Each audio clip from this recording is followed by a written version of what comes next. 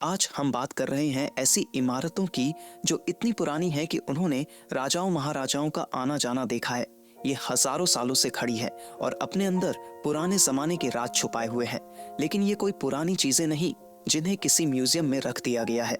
ये तो वो सबसे पुरानी बिल्डिंग्स है जो आज भी इस्तेमाल में लाई जा रही हैं। कास्टल सेंटांजेलो। रोम में मौजूद कास्टल सेंटांजेलो एक ऐसा स्मारक है जिसने इतिहास में कई रंग देखे हैं। कभी यह राजसी मकबरा था तो कभी किला, जेल और अब एक म्यूजियम बन गया है। एम्परर हेड्रियन ने इसे दूसरी शताब्दी में बनवाया था ताकि यह रोमन एम्परर्स का फाइनल रेस्टिंग प्लेस बन सके।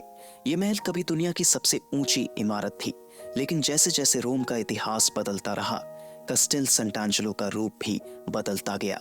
271 ईस्वी में इसे शहर की दीवारों में शामिल कर लिया गया और धीरे धीरे यह एक मजबूत किले में बदल गया। मध्यकाल में यहाँ अलग अलग तरह के कैदियों को रखा जाता था, जिनमें आम लोग और पॉलिटिकल प्रिजनर्स भी शामिल थे। कहा जाता है कि 6th सेंचुरी में जस्टिनियन प्लेग के दौरान पोप ग्रेगरी यहाँ प्रार्थना करने आए थे।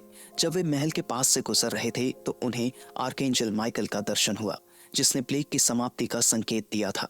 इसके बाद कास्टेल सेंटांजेलो डिफेंसिव टावर्स, दीवारों और सीक्रेट पैसेजेस से लैस हो गया, जो इसके महत्व को दर्शाते हैं। आज यह एक नेशनल म्यूजियम है जो रोम के इतिहास को दुनिया भर के लोगों के सामने प्रस्तुत करता है। महल के अंदर फैले विशाल म्यूजियम में घूमते हुए आप रोम के पास्ट के सभी पहलुओं को देख सकते हैं। शाही मकबरे से लेकर ग्रैंड म्यूजियम तक, कास्टेल सेंटांजेलो रोम की स्थायी विरासत का प्रतीक है। मुंदेश्वरी टेम्पल। बिहार के कैमूर में मौजूद मुंदेश्वरी मंदिर किसी रहस्यमयी कहानी से कम नहीं है।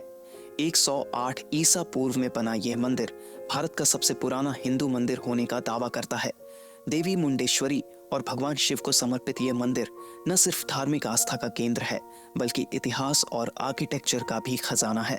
ऑक्टागोनल स्टोन से बना यह मंदिर नागर शैली का एक अद्भुत नमूना है।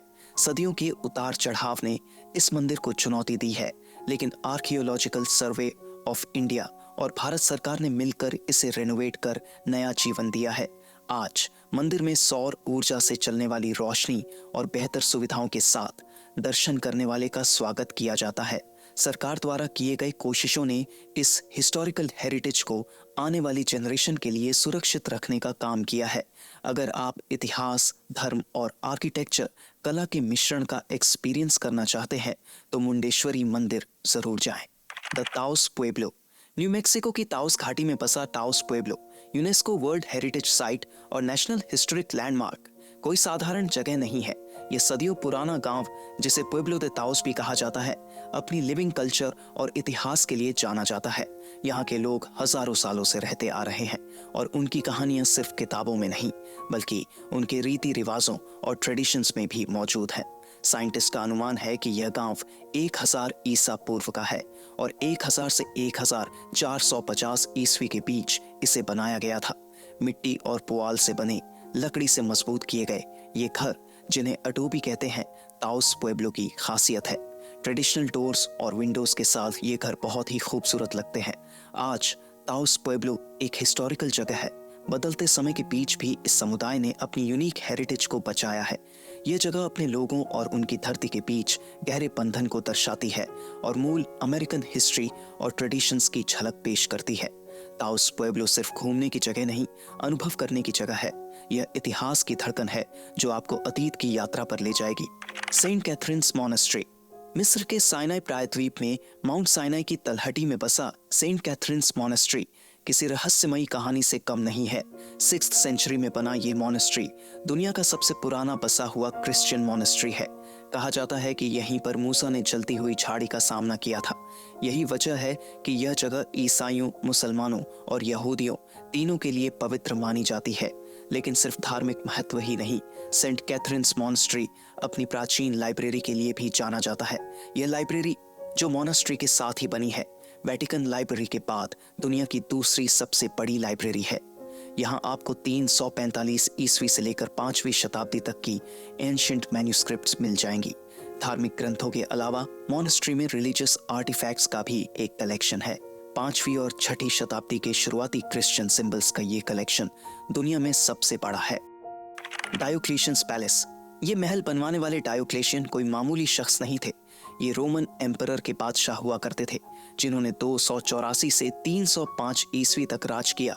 राज करते करते शायद उन्हें लगा इतना काम करके थक गए हैं, तो उन्होंने रिटायरमेंट ले ली और मजे से रहने के लिए ये आलीशान महल बनवा डाला। ये महल 300 ईस्वी के आसपास बनना शुरू हुआ था और इसे बनने में करीब 10 साल लग गए।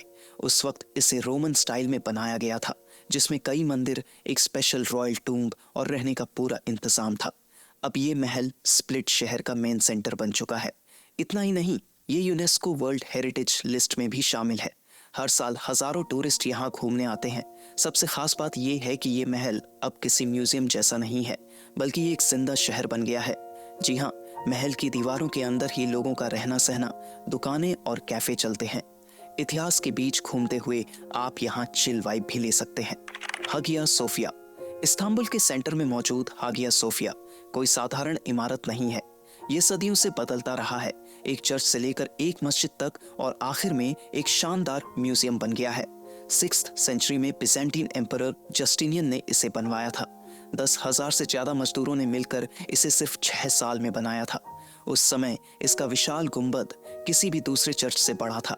यह जल्द ही एम्पायर की ताकत और प्रॉस्पेरिटी का सिंबल बन गया। लेकिन कहानी यहीं खत्म नहीं होती। 1453 में ऑटोमन ने कॉन्स्टेंटिनोपल पर जीत हासिल की और हागिया सोफिया को मस्जिद में बदल दिया। मीनारें, एक मिहराब और एक पल्पिट जोड़े गए और इमारत ने इस्लामिक आर्किटेक्चर को अपनाया। फिर 1935 में रिपब्लिक ऑफ टर्की के जन्म के साथ हागिया सोफिया एक बार फिर बदला। इस बार इसे एक सेकुलर म्यूजियम में बदल दिया गया। दीवारों से ढके प्लास्टर को हटा दिया गया, जिससे सदियों पुरानी बिजेंटाइन आर्टवर्क और मोज़ेक्स दिखने लगे, जो मानो सदियों से छिपी थीं। आज हागिया सोफिया डिफरेंट कल्चर्स और रिलीजन्स का मिश्रण है। यह अलग अलग युगों का गवाह रहा है और एक ऐसा स्मारक है जो तुर्की के इतिहास को दर्शाता है। 1985 में इसे UNESCO world heritage site declare किया गया और यह दुनिया भर से विजिटर्स को अट्रैक्ट करता रहता है।